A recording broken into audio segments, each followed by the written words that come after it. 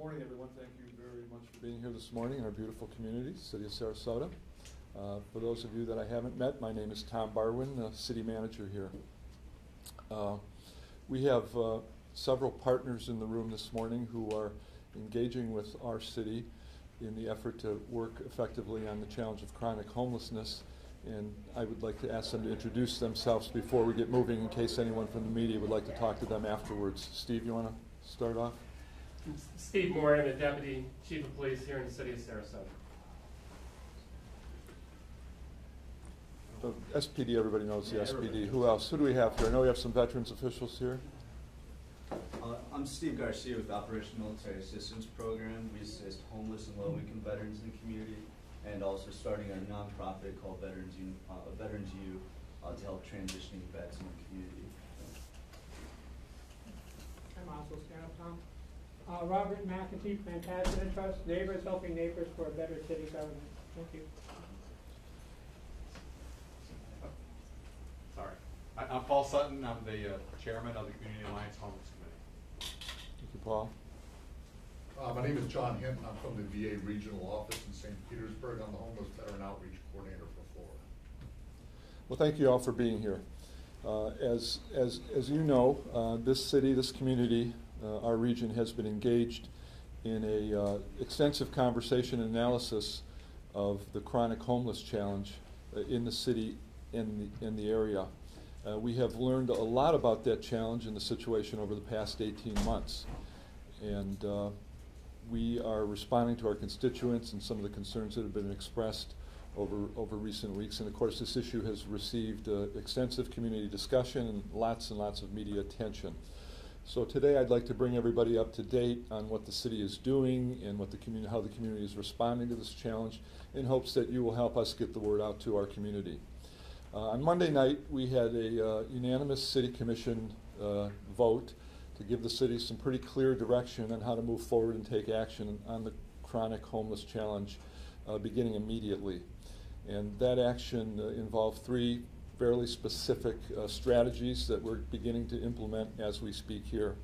And I'd call upon our mayor, Willie Shaw, who he himself is a veteran, have served with the United States Air Force, to inform you and provide information on the very first part of this strategic direction that the commission unanimously agreed upon. Mr. Shaw?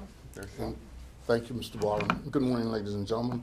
It is indeed the intent of the City of Sarasota to address the issue of our homeless veterans and to join the initiative created by other mayors throughout the nations, the Mayor's Initiative to eliminate homeless veterans. As we celebrate the 7th D-Day memorial and memories of those persons who have served this country, it is our intent, it is our commitment to this city to have off of its streets the homeless veterans within this year.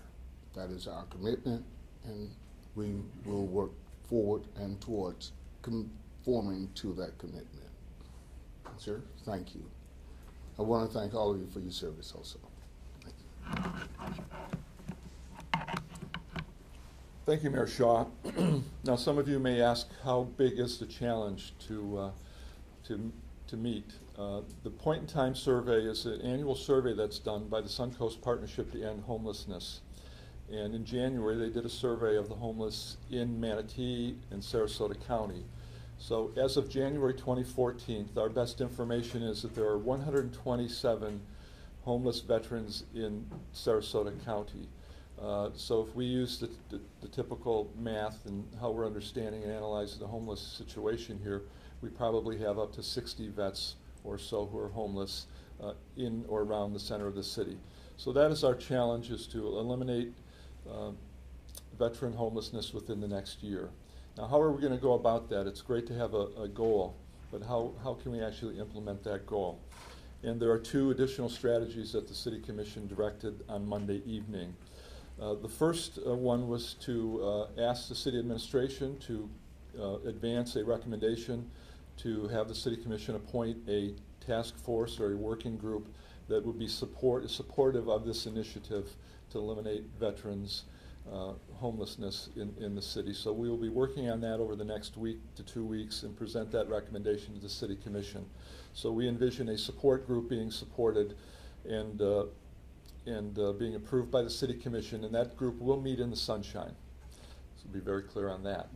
And hopefully they will help continue to bring in resources towards solving this challenge. And we obviously hope to use what we learn from tackling the Veterans Challenge for other elements of the homeless community, chronically homeless, once we solve that challenge. But the third step, and this is probably the most important once goals are set, is really moving toward implementation. And the City Commission reauthorized the establishment of a homeless response team. And that team will hopefully eventually involve several partners. We experimented with it a little bit earlier this year, and they had a great deal of success before their activities were suspended for about 2 months. But the head in the center of that is a individual named Calvin Collins. Calvin has been with the city about 8 weeks. He is a senior case manager. He's assigned to the Sarasota Police Department to work hand in glove with our police officers on the street. Mr. Collins himself has a military background and was an Army veteran of 12 years. He previously worked at the Sarasota County Jail, so there are faces that he sees on the street these days that he's familiar with already. And for the period of time that he's been on the streets, he's been having one-on-one contacts with our homeless community. So with that said, I'd like to introduce Mr. Collins to you, and he will go over a little bit of how he's approaching this job and what he hopes and expects to be able to contribute to the challenge. Mr. Collins? Good morning. Good morning. I just wanted to thank those who allow me to get an opportunity to speak.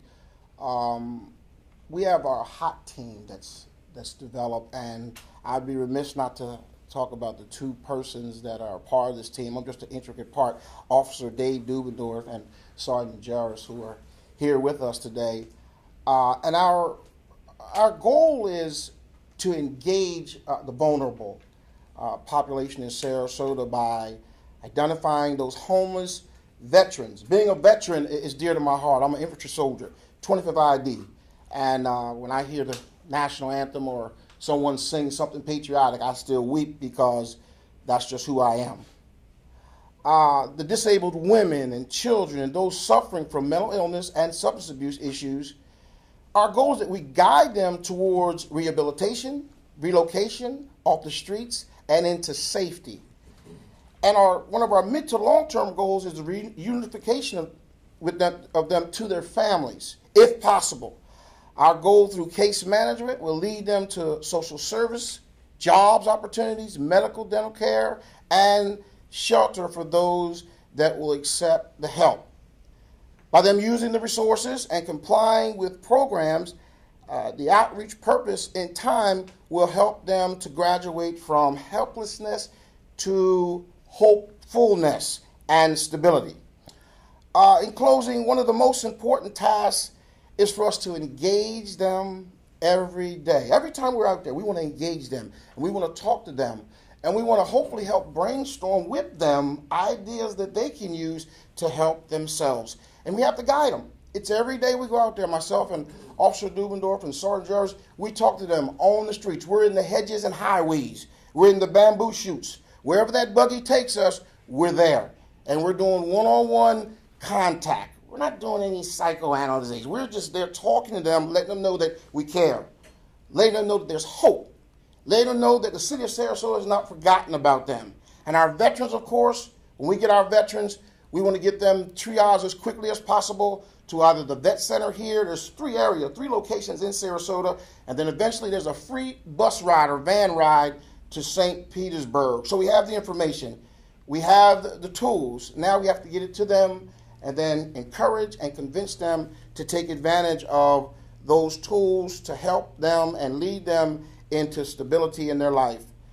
And then what maybe many don't do is we're going to continue to keep our hands on them. We're not just going to tell them something and let them go, but we're going to check on them and see what progress they have made and tell them, whatever we can do to help you in your plight, in your journey back to that stable-mindedness. And again, if we can get families from wherever to come and become a part of the team, that's what we want to do also. So we have a great big task ahead of us, but our hot team, we're going to tackle it one person at a time, and we're hopeful. We're hopeful. Every day we put on our hopeful faces, and we square our shoulders back, and we go out there and do the work. In closing, thank you all, and we're on our way. So, Thank you, Calvin. And I should point out that Calvin is not a doctor. We just want folks to know who he is, and this helps keep the poison ivy off him when he's out there in the field. But thank you, Calvin. We have very optimistic believe we're going to have considerable success in meeting the challenge, the mayor's challenge, to eliminate veterans' homelessness from our community within the next year. Now, obviously, I hope it's obvious, the city or this community didn't create the challenge of homelessness or chronic homelessness. It's a lot of factors have come together in our country, in our communities over a great many years. But we believe through a more concerted, more focused, more strategic, and greater analytical approach to the problem, we'll be able to dramatically improve upon the situation here and be very effective in reducing chronic homelessness in this community and hopefully throughout the county. With that said, Mayor Shaw, Calvin Collins, or myself would be happy to take any questions. And yes, we should introduce Larry Edgar, who's just joined us, a public defender. Thank you, Larry, for being here this morning. And we will also hang around after if anyone wants to talk informally. We also have two other city commissioners in the building this morning. Vice Mayor Susan Chapman is in the building if anybody'd like to talk to her, as well as Commissioner Suzanne Atwell. Yes, Mr. Barwin, Calvin, Mayor? there was some issue before with Mr. Marba with the way the hot teams were being used. And has any of this been spoken about with him, with Mr. Marba, and see if this is in line with some of his recommendations, or how are you all coordinating with him in line with what's happening? Well, that's a great question. I've reached out to Dr. Marbett earlier this week to advise him on what the City Commission's actions were, unanimous actions on Monday night, and we haven't been able to talk directly this week yet. But here's a part of the challenge, and I'm glad you asked that question. I think we need to be very clear on this. This in no way, I think, conflicts with or competes with any of Dr. Marbett's recommendations. In fact, when you really do a deep dive into the report, this really integrates all of those recommendations on a faster track. Because the reality is, even if everything falls into place perfectly, we will not see a come-as-you-are shelter open in 9 to 12 months. That's the most optimistic time estimate. So we have veterans who are out there hurting now, today, tomorrow, last week, next week, and we want to be responsive now, and there's really no other way to do it other than take the strategy to the streets, because the folks on the streets so far haven't been willing to participate at the Salvation Army or in a structured environment. So we're going to take the help to them rather than take them to the facilities that we have as we await for the decisions on the come-as-you-are shelter. I would just follow up. In the past, back in March, a lot of them were very just concerned about going to the shelters because of the terms, and especially if they were couples. So how are you able to cross that challenge, meet that challenge, when some of them are not very open or trusting of some of the services that are available? Well, another great question. I think that's a part of what Mr. Collins is here to do through repeated contacts and reassurances and bringing in a broader network of potential support. And there's been a great deal of success meeting the Veterans Challenge across this country, I'm told. Calvin, do you care to try to respond to that up here? Go to the mic. Thank you. I would say one thing that we do is we try to show them the benefits of going. And if we can show them the benefits and they can embrace it, then they'll stay a while. And if they stay a while, they get more information. It just goes back to basics. Many have been used to being outside, so now we have to get them inside and just be mindful, teach them and educate them in chunks. Don't overwhelm them. Let them restore their dignity again. And that's how eventually that mind will begin to change. Remember, we're trying to change a way of thinking that they've adopted. And it takes a minute, but if you do it correctly and if you're consistent, we have to be as consistent as the negative things in our life. We're the positive things. And we're just going to keep working at it and working at it till hopefully change comes and they accept it and are willing to go into these different places for assistance. If you mentioned, if you're talking about 60 people and they're homeless now, where are they going to be housed, both in the interim and long term? Well, a part of the appointment of a support group is to respond to that very issue. We have a great relationship with the Salvation Army. They have never refused us a sheltering opportunity. They are in discussion with the city now about an 18-bed triage for this interim period as we await the Come As You Are shelter. And we're hopeful that we can use the facilities we have. There is a group in the community looking for transitional housing, housing vouchers, and things like that. Calvin, have I missed anything? Also, the veterans organization, the VSOs, they have places, if you go to the vet center or some of the other places, they have people that are able to, we can give contacts to that will help our veterans find a place, affordable housing and what have you. So there are things out there. As a clinician, you know, it's my job to try to dig and make those contacts, bridge those gaps, get these individuals in touch, you know, hold them by the hand until they join hands, and then they have that relationship, and then we find a place for them. But there are places out there, and there are organizations out there, especially for our veterans. You're talking about existing units or? Sir, based off of the information that we get, there's help out there, and we're going to find it. Specifically, I don't have a pinpoint, I'm not going to say, but we know that there's help out there because there are veterans that reach back, that went through this process, and they say there is help out there. One thing about the veterans is, you know, they're really on it. They're on the spot, and they have the individuals and the places and the people to send them, and that's what we want to get those veterans that are out here that are homeless. There's help. There's hope. Tom? Yes, Max. I know you touched on this, but I was hoping you could elaborate a little bit more. But by focusing on the veteran homeless demographic, how do you think that will help the overall homeless population here in the city in the long run? I think the way it will help, Max, is to really begin to understand each case, each situation. With probably 60 or more veterans in the community in and around the city of Sarasota, we hope and expect to learn something from each of those cases. In the cases of if there are severe substance abuse, where best to go for treatment there. If there are some serious mental health challenges, you know, how do we get a diagnosis and where do we refer people to, and how do we get into the appropriate treatment for stabilization? And we know that is a huge challenge in this community, the lack of mental health beds, and somehow that has to be teased out. That has to be something the public understands, and the policymakers at all levels of government, especially those with the muscle and the wherewithal and the financial ability to fund it. And that's a big, big part of the story that hasn't been told. But for the simpler cases where, you know, people are just discouraged and wondering and drifting around, maybe family unification comes into play. And I know in some of our cases that is a very viable option when everybody all around knows there's a support system. And have I missed anything, Calvin, on that?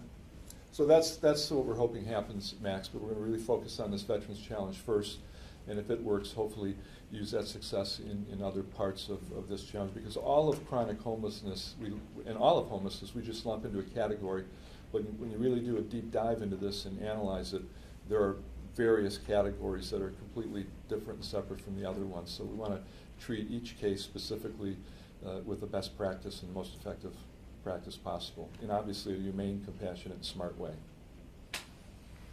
Yes, sir. What can the organizations that are in place today do to get connected to your guys' service at the city level? Because we currently assist with security deposits and case management, all this stuff. How can we take a proactive approach at it? And also, with the stand down that we had about a month and a half ago, 2 months ago, the success that had, our nonprofit Veterans U is looking at doing mini stand downs at these camps and having social services there. Is there going to be a centralized number or something that we can get in contact with to get these veterans connected immediately?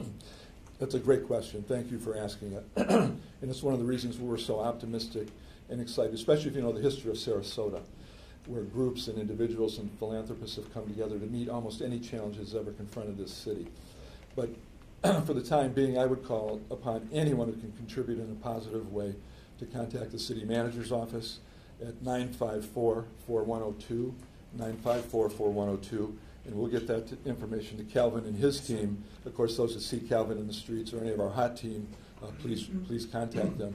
But the reason it makes me so optimistic, and maybe you can talk about this, Calvin, just this week we found an employer who has 70 jobs ready to go now that is willing to hire folks from the street.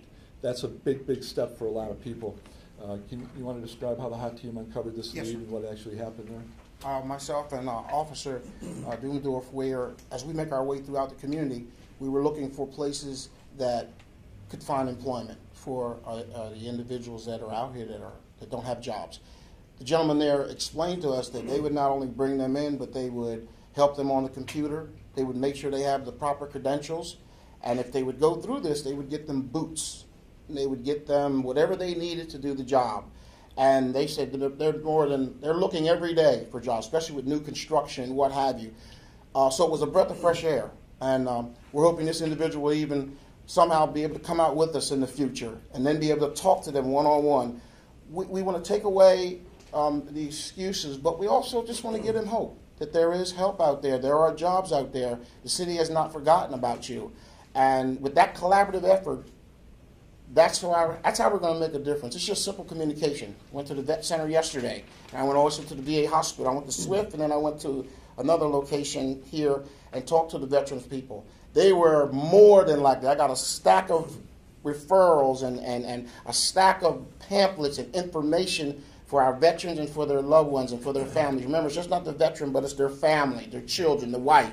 And I think it's going to be a great marriage. It's just simple communication and then contact information. And then we can expeditiously help them and stop the lag time.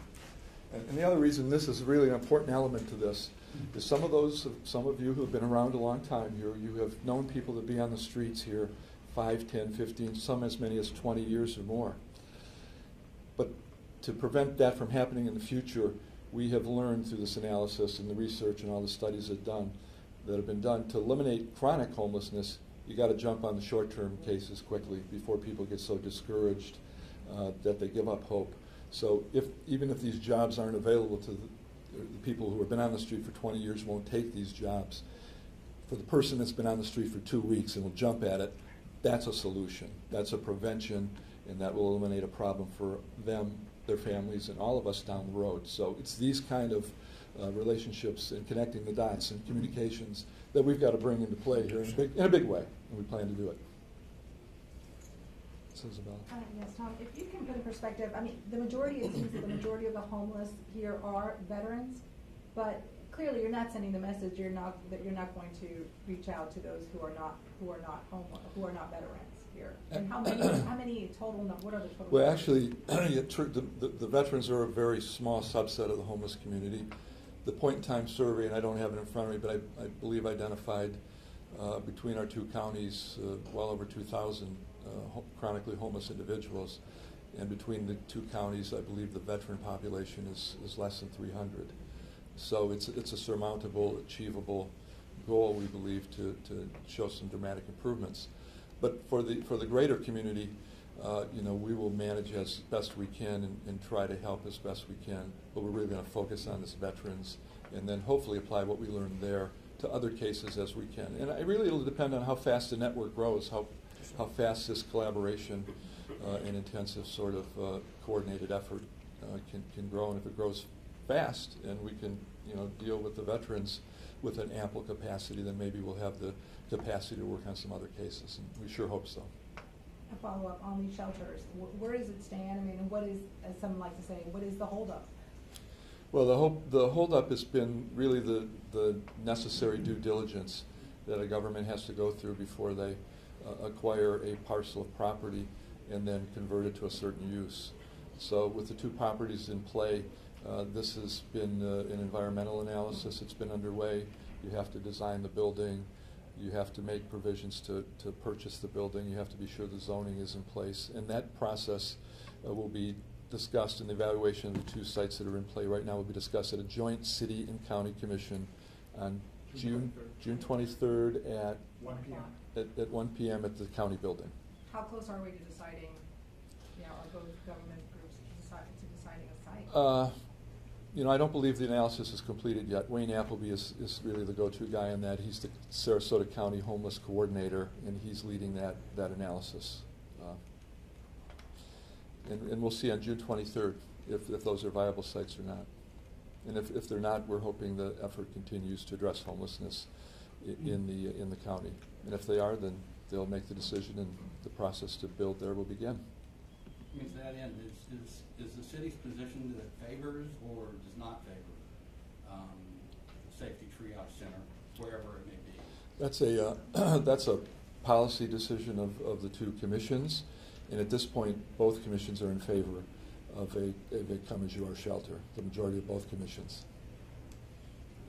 Were the drug arrests conducted by the city police department, were they related at all to the city's homeless initiative? As I understand it, the drug arrests that were reported on this week up in Newtown were response to community concerns with gatherings in the community park, and most of the feedback has been positive as far as I know. But not related to the homeless initiative? Not to my knowledge, no. No, And the not at all. leadership of the PD is saying absolutely not. Any other questions, anyone? Well, thank you all very much for coming this morning. Appreciate you helping us get the word out, and we will hope to provide regular updates as we work through this challenge. Thank you very much. Have a great weekend. Thank you.